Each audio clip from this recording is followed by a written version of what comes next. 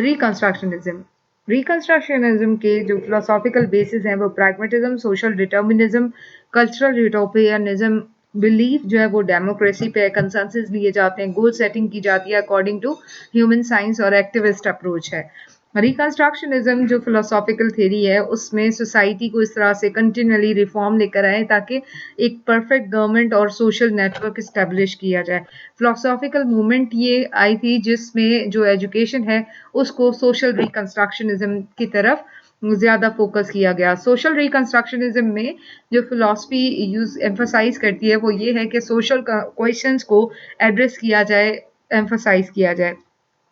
कि जो better society है, वर्ल्ड वाइड जो डेमोक्रेसी है उसके लिए हमें किस तरह की सोसाइटी रिक्वायर्ड होगी,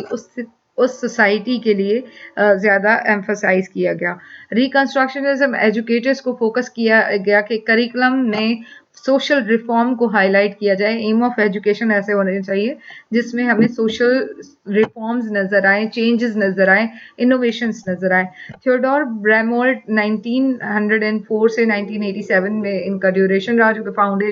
फाउंडर ऑफ सोशल रिकंस्ट्रक्शनिज्म थे। इनकी जो थ्योरी ये इन्होंने दी थी वो वर्ल्ड वॉर टू की जो रिएक्शन पे दी गई थी, क्योंकि उसके बाद लोग बहुत ज़्यादा सोशली डिसकनेक्टेड हो गए थे, डिस्टेंसेस हो गए थे, जिसको उन्होंने ख़त्म करने के लिए कि किसी भी सोसाइटी की रिफॉर्म्स तब आते हैं जब आप सोशली कनेक्टेड होते हैं। ज़्यादातर जो इन्होंने रिकॉग्नाइज किया है वो पोटेंशियल किया है कि लोगों की जो ह्यूमन की पोटेंशियलिटी है उसको थ्रू टेक्नोलॉजी, थ्रू ह्यूमन या तो क्रियोलिटी के साथ उनकी जो कैपेसिटी बिल्डिंग है वो इस तरह से की जाए ताकि वो हमारी सोसाइटी के लिए टेक्नोलॉजिकल बेनिफिट्स भी लेकर आए और साथ साथ जो है ह्यूमन कंपैशन भी साथ साथ उसके रहे। रिकंस्ट्रक्शनिज्म के जो मेजर टेनेंट्स हैं उसमें सोसाइटी और एजुकेशन को कॉन्स्टेंटली चेंजिंग या रिकंस्ट्रक्शन पे काम करना होगा। प्रोग्राम्स ऑफ स्टडी जो है वो इंटरडिसिप्लिनरी होंगे। ये नहीं होगा कि सिर्फ अगर एक ही आप स्ट्रीम में जा रहे हैं, फॉर एग्जांपल साइंस में की स्ट्रीम है और सोशल साइंसेज की स्ट्रीम अलग है, तो दोनों के जो सब्जेक्ट्स हैं, डिसिप्लिन हैं, उनको मर्ज किया जाए। ये ना हो कि सिर्फ एक स्टूडेंट जो है वो साइंस की स्टडी करें तो उनको सोशल साइंसेज से रिलेटेड कोई इंफॉर्मेशन ना हो।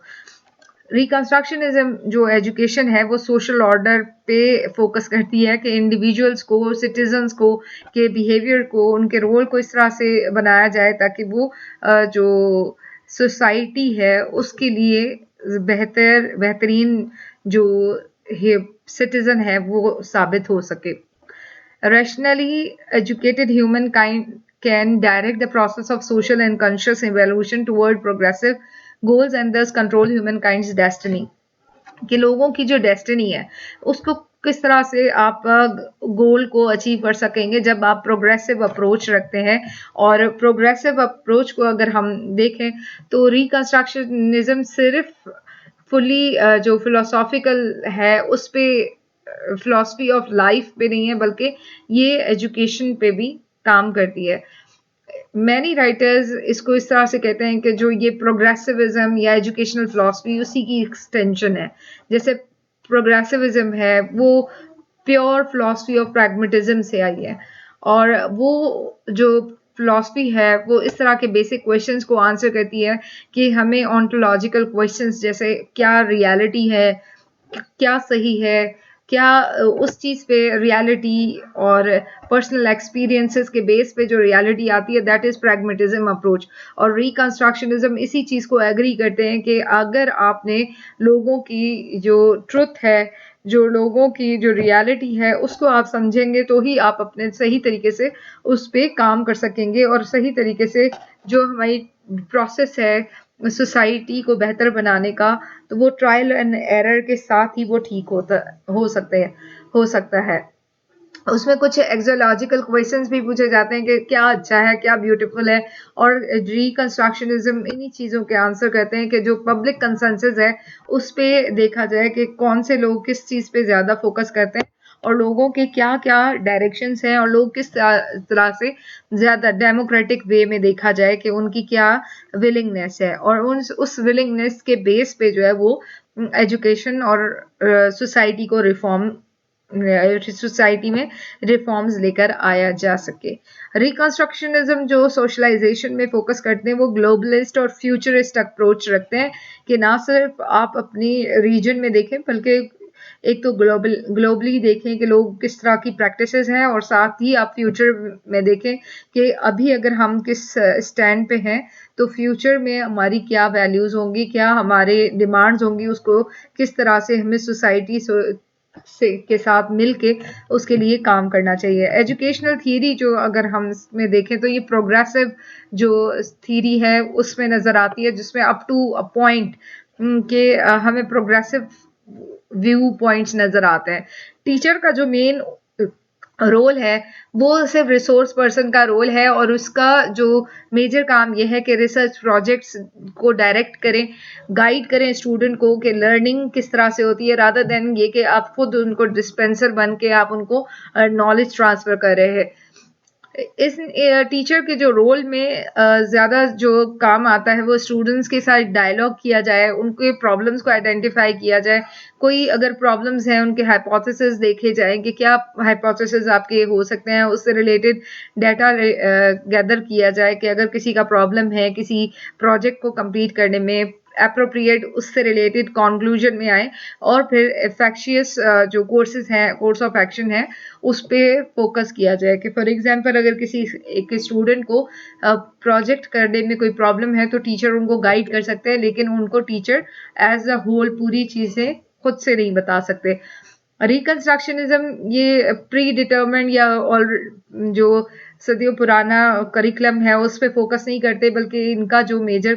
जो फोकस है, जो प्रायोरिटी है वो सब्जेक्ट मैटर से डिसिप्लिनरी अप्रोच पे है कि प्रॉब्लम सॉल्विंग अप्रोच लेकर आए कि किस तरह से किसी भी प्रॉब्लम को आप सॉल्व कर सकेंगे रियल लाइफ सिचुएशन में, सोशल एक्सपीरियंसेस के साथ सोशल साइंसेस को इन्वॉल्व करते हुए प्रॉब्लम को सॉल्व किया जाए। टीचिंग मेथड जो फेवर करते हैं रिकंस्ट्रक्शनिज्म वाले, वो एक तो स्टूडेंट सेंटर्ड है कि स्टूडेंट्स के साथ डायलॉग किया जाए, और दूसरा प्रैक्टिस के आप इफेक्टिव जो एक्शन है कि थीरी में प्रैक्टिकली आप कोई अगर थीरी अवेलेबल है उसको प्रैक्टिस करें, प्रैक्टिकल करें। अगर तो वो कोई ऐसी टेंजिबल चीज़ आपको नज़र आती है, उसके बाद कोई ऐसे उसकी कोई यूज़ नज़र आता है, दैट मीन्स कि आप उस चीज़ पे फोकस कर सकते हैं, उसको आप पढ़ा सकते हैं। तो रिकंस्ट्रक्शनिज्म वाले कहते हैं कि थ्योरी जब तक प्रैक्टिकल एप्लीकेबिलिटी नहीं रखती तो वो इतनी ज़्यादा इफेक्टिव नहीं है।